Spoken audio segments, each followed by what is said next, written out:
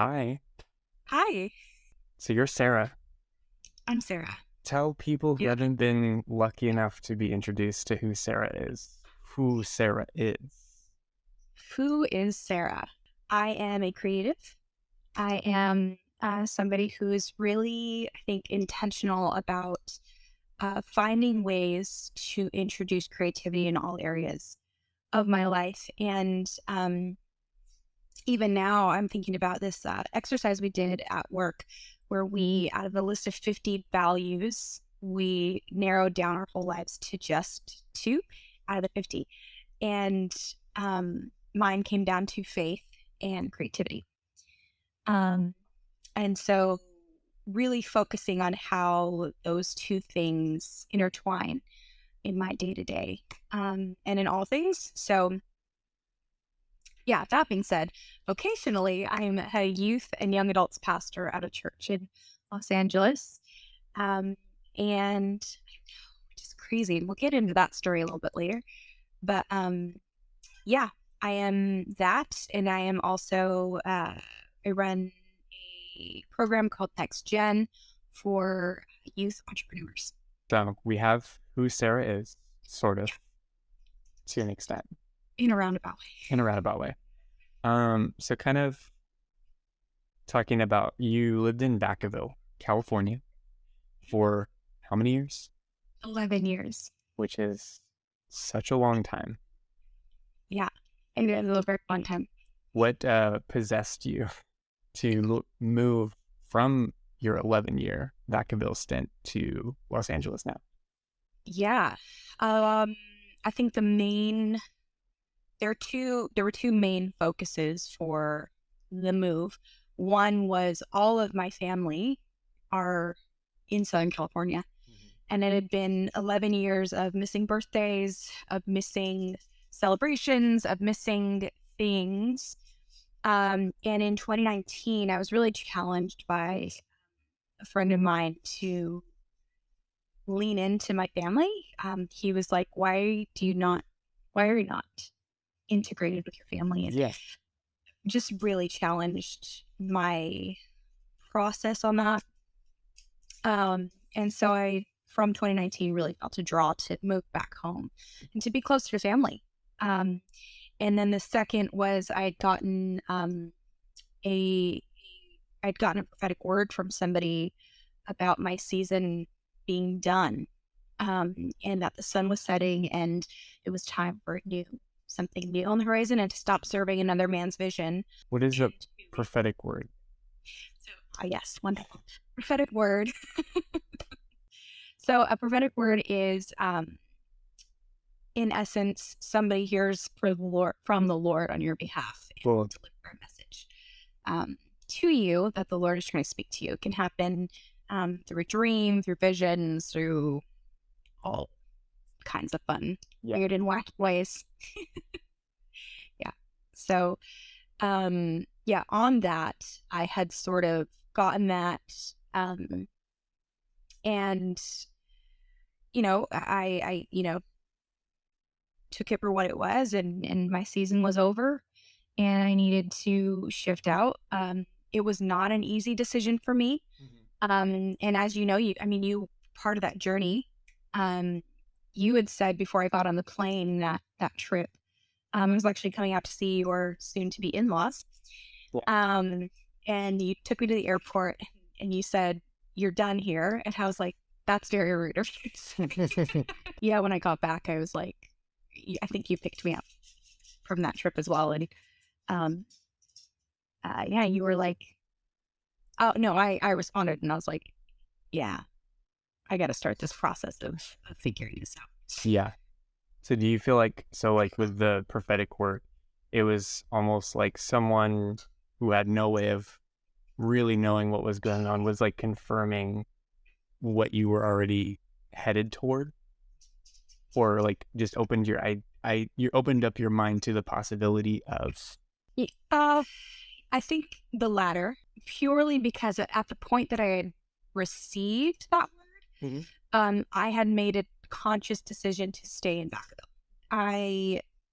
I'd sort of taken moving off my radar because at that point I'd made a conscious decision to, dig into the ground for 2 more years and just really focus on what I was doing in Vacaville and what I was building at the time with who I was building with.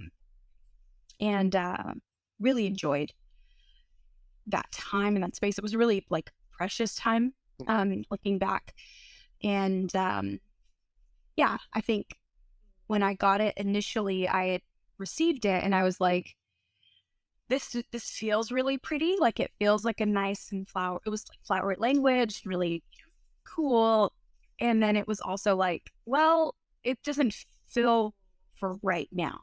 And so I had to take the time to really decipher whether or not, it was the time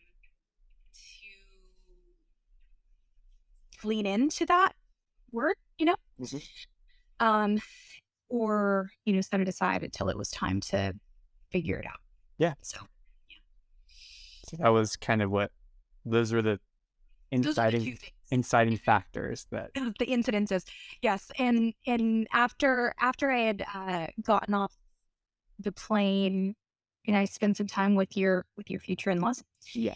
Uh the husband of the duo had said to me over dinner, like, hey, your time's done. And it was right after it came off on the heels of what you had told me. And I was like, Yeah.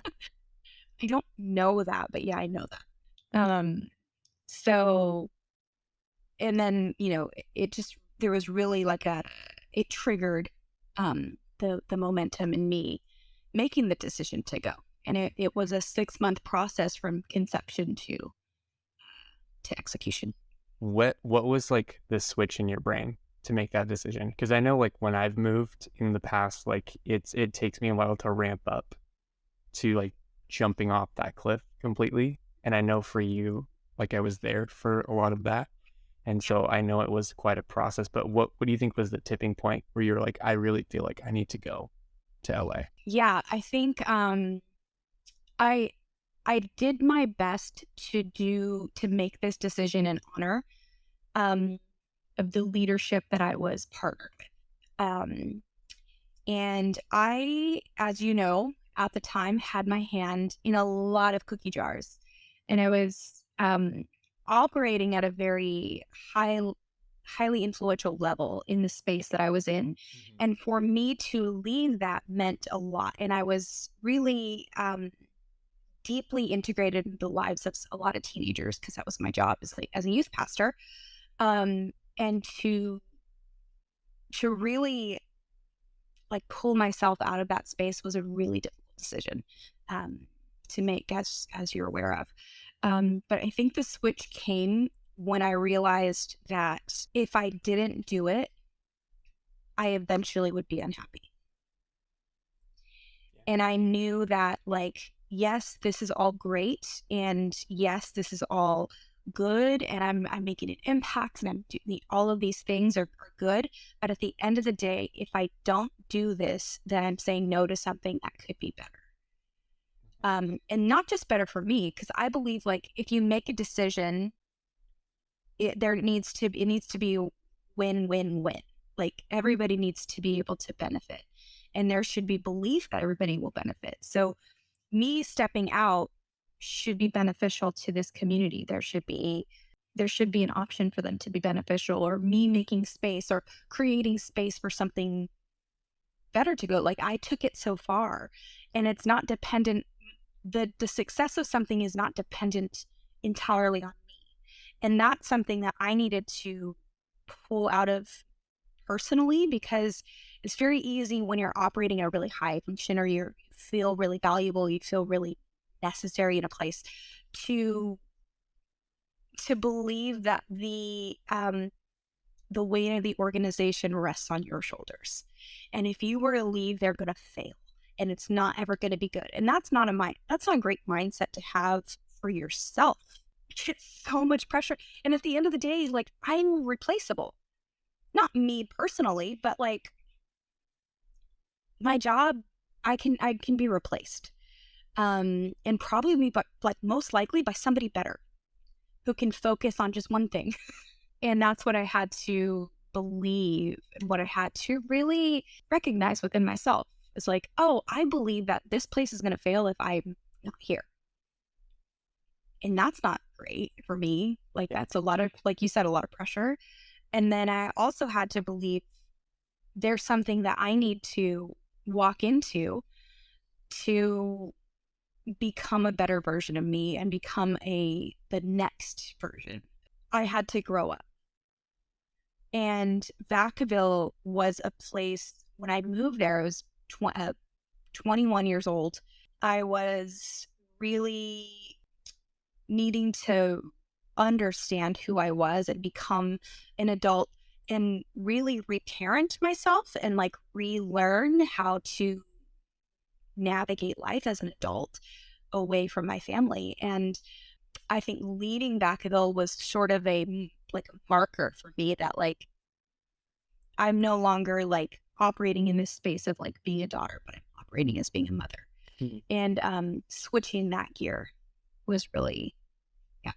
So you're ramped up, you're moving, you're excited, you're going. How was the transition initially? I would imagine that there was a lot of emotion, of excitement going into the new place, and a lot of like sad feelings with what you were departing from. Like how do you feel like that transition was for you in general? Because it's a lot of big emotions on both sides of the spectrum at one time, and you're just one person, and that's kind of crazy. Yeah, I am just one person. Like the really interesting thing about all of this is like I've made all of these decisions as a single entity in amongst community, which is something I have a really high, as you know, I have a really high value for is communicating within community, and not being your own island. Because when you're your own island, you start to make these decisions out of, well, it's just me, myself, and I, and I'm out here singing the Beyonce song, but that's not true. But at the end of the day, it is me. Like, I'm making decisions for myself. So that was tricky, leaving the community, not feeling like I was ready to leave Vacaville. And then again, on the other hand, feeling like I'm ready for whatever is coming up next. And I think I made a really silly decision right before I moved. And I got a dog. And it ended up being a real saving grace for me. All of those big emotions, I didn't realize I wasn't ready to feel. So I got to, landed back in Southern California. I landed back in Southern California, drove away from Vacaville with the intention of not driving, but I rode with my mom, so I needed to drive because she was not down. And I wept for the first probably hour of the drive. And arrived at my brother's house. I moved in with my little brother and sister-in-law and their 3 children. Which I'm so, like, in hindsight and in the process too, I'm so grateful for. And I really appreciate and value and love that I was able to do that and spend really solid quality time with my nieces and my nephew who had just been born. And especially after all the time that you'd had apart. So it's kind of a cool thing that you did get that opportunity, minus some of the conveniences factor. And yes. One of the main things that was so confronting about it was I was 33 and living with my little brother and his family. And I'm like, what do I have to show for all of these years? Like, yes, I've traveled. Yes, I lived in other countries. I've done the things, but like, what do I own but my car and my coffee machine? And now a dog. And so I had gone into this place of like total shutdown because I didn't know how tired I was until I stopped moving at the pace that I was moving. And once the brakes hit from all of that momentum and you finally are at that stop sign, like, the proverbial stop sign of like everything's halted because I didn't have a job. I wasn't moving to a position. I was moving to go, like, to move on something that I knew was in inherently or like innately like inside me. What's it, intrinsically inside me? Like I knew I had to go. So there wasn't anything really specific. There were jobs that I could do with friends that were sustainable and, but not in the long run sustainable. And I lived with my brother and sister-in-law, and they didn't charge me. They wouldn't take any money from me. So that was a blessing. But once my wheels stopped moving, it was like the check engine light came on and the oil light came on and the tire light came on and like all of the things where I thought I was taking care of myself for all of those times. I thought I knew what rest was like for me, but what I really needed to go back and understand was rest looks different in every season of your life. And I had been operating for so long thinking that rest looked like this because it worked for me in one season, so it should work for me in all of the seasons of my life. And it wasn't anymore. And there was a lot of like trauma. There was a lot of stress that I needed to undo from working with occupational hazards, occupational things that just I needed to unpack. And if I didn't have my dog, I think I would have gone into a depressive state. But because I had my dog, I had to be on this routine of wake up, feed the dog, take her on a walk, do the thing, love the dog. And I remember early on, I was talking to you about like not wanting my dog. Like, why did I get a dog? And you had told me to ask like what her purpose was in my life. And her purpose was to help me like when those breaks hit to have purpose. But purpose that's not like I can't get accolades for loving my dog. Mm-hmm. I just had to do it. A lot of big emotions, a lot of big things, all at once. And being near my family was helpful. Having my parents have a pool in the summertime, it just kind of floated a lot. Yes, that sounds great. Yeah. Except I hate water. Yeah. That sounds great for you. It actually worked for me. Yeah. So I feel like you kind of got into it a little bit, but I'll just re-ask to see if anything else comes up. But what do you feel like went well in the transition? What went well in the transition is also what did not go well in the transition. And that was intentionally seeking community. There were elements of my community or people in my community that I was really good about reaching out to and really good about maintaining relationship with and all of the things, that come with that. But there's also levels where I was not great at it and where some people kind of fell by the wayside. And I didn't know what my capacity was anymore. I had stepped into a role with some friends of mine that I'd known for years and years, more admin, kind of like running errands, just making sure stuff got done at their house, which was great because there was like very low stakes. And I didn't have to manage anybody else's emotions. I didn't have to manage anything like any other person. So that was helpful. And that was the good thing about the transition, was having like people who were leaders in my life, who had transitioned out of Southern California, being part of their world and having them be part of mine, and really having solid people around me. And then the ones that where I didn't do a great job was people that I knew would be around. And I kind of neglected the people that I knew loved me deeply, because I was like, well, I can't lose them. So Yeah. I know that they're there. But I just didn't have the capacity to. So it was good and bad. Answered both questions at one time. What do you feel like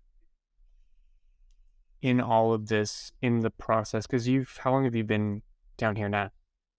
I moved down in December of 21. Okay, So over a year. cool. So yeah, what do you feel like you've learned about yourself more than anything? Because like you were saying before, you were just in go, go, go mode, and you were taking care of yourself to the degree that you understood at that point. But having the slowdown, you understood that there were more needs than you previously had recognized. So Yep. like what things have you begin to recognize? So first, I allowed myself space to question, which was something that I had always sort of talked about, but I never really put into practice.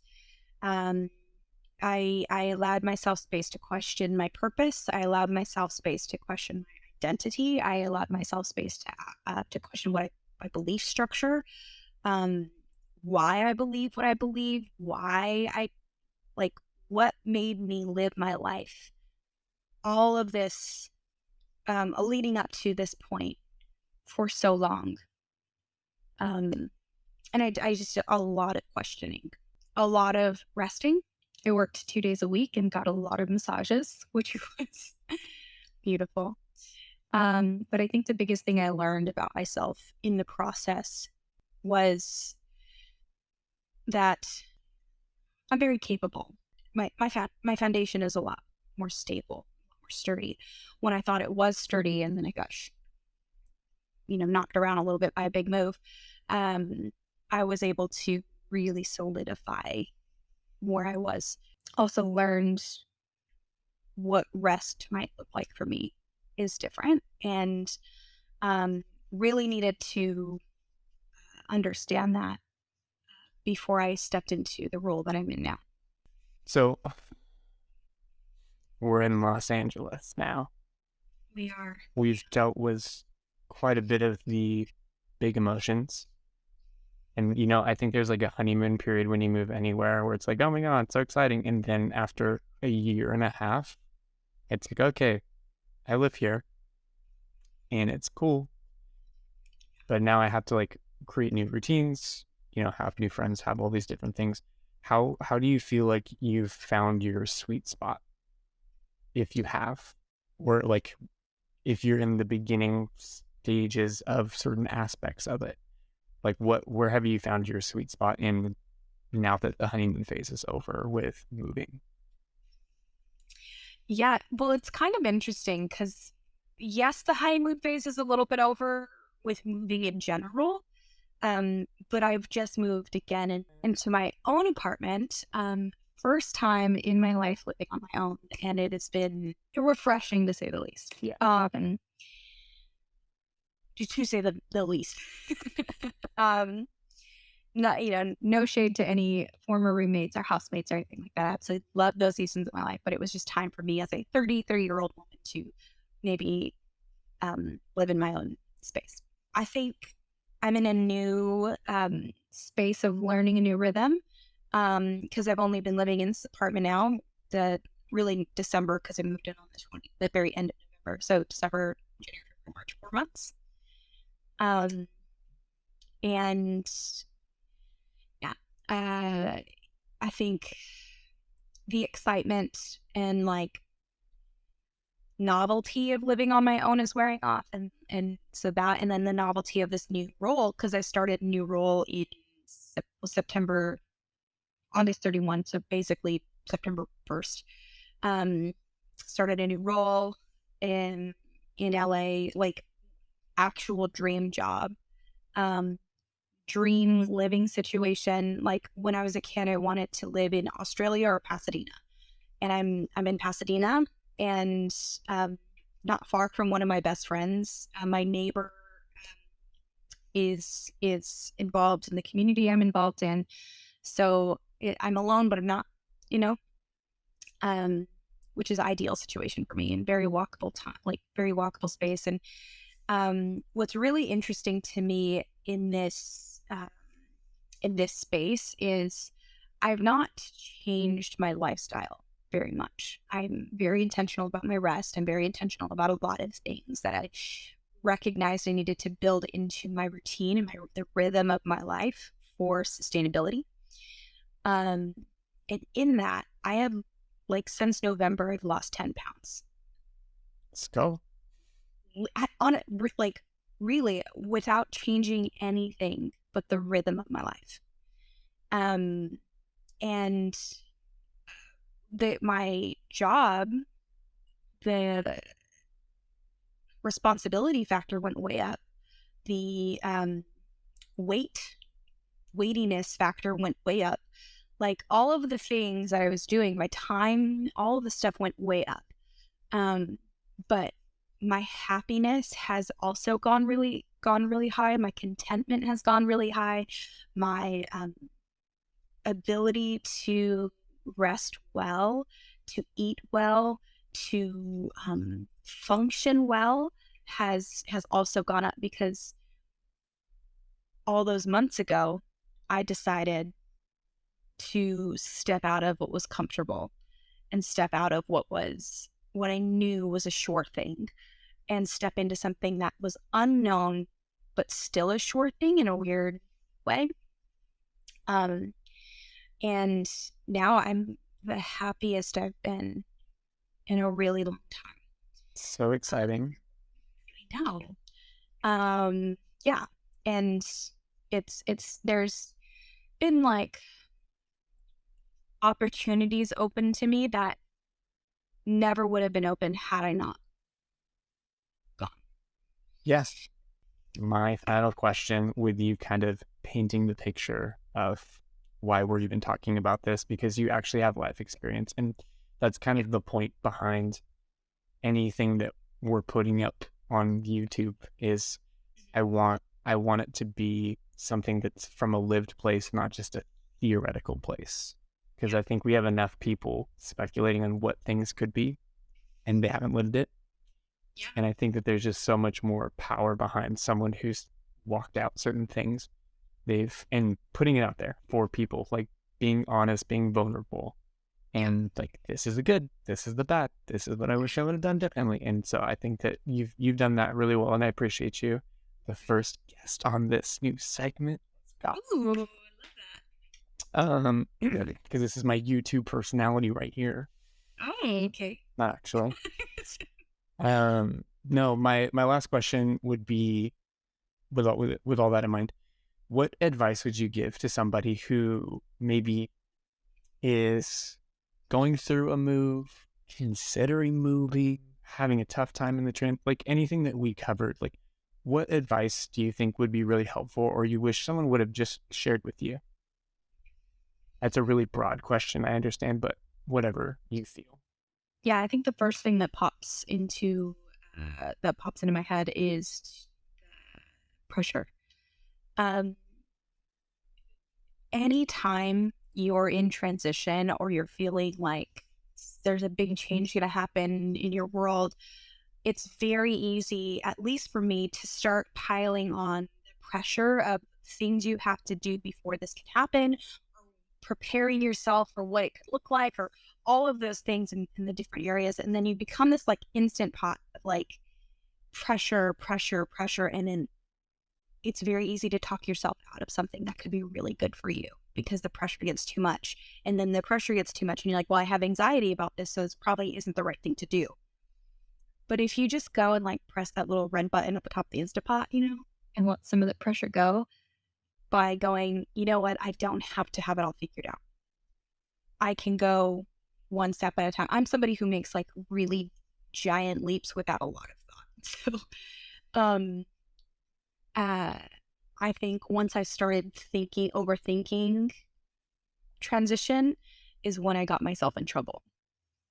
And I'll share this one thing that was really helpful. One of my mentors from a distance, and now boss, she says all the time, she talks about this model that is, your thoughts become your feelings, become your actions, become your reality.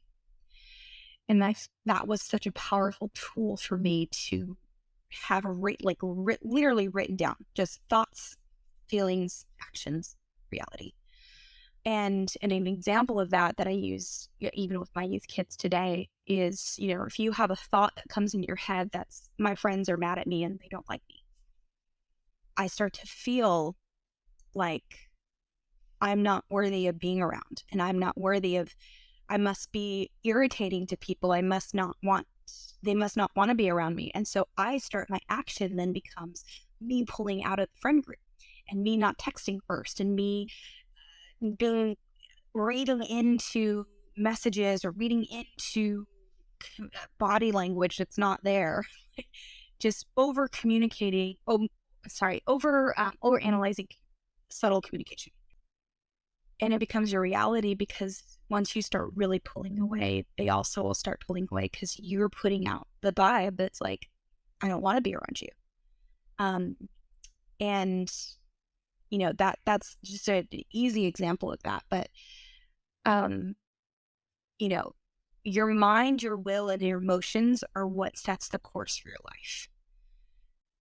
So taking the pressure off of having it all figured out and putting your thoughts on things that are true for you, on things that are good for you, putting your thoughts on things that are noteworthy, are things like, you know what, this transition could be really good for me and something really good could come out of this. And setting your intention towards that, and your thoughts will then become a feeling, and you get excited about moving, and you get excited about whatever transition it is. Or you may not be moving, but it may be a new job, it may be a new title, a promotion, or a demotion. Sometimes a demotion is a good thing pay wise, but depending. But taking a problem, a perceived issue, and making it a positive thing in your life will set the course of your life, because you start feeling positive, you start acting positive, and positivity draws positive things to you. Negativity draws negative things. And I think that's one of the main things that I would advise is pay attention to what you're thinking and how you're thinking, and give yourself space to take the pressure off of having everything figured out. Cool. Well, I'm not going to hang up on you, but I'm going to thank you for your time. I appreciate you coming on, being my first guest. I appreciate you having me. Yes, Sarah has helped me through countless things, and we appreciate Sarah. And Sarah always has a place in here forever. And she already knows this, but we're going to communicate it to the internet as well.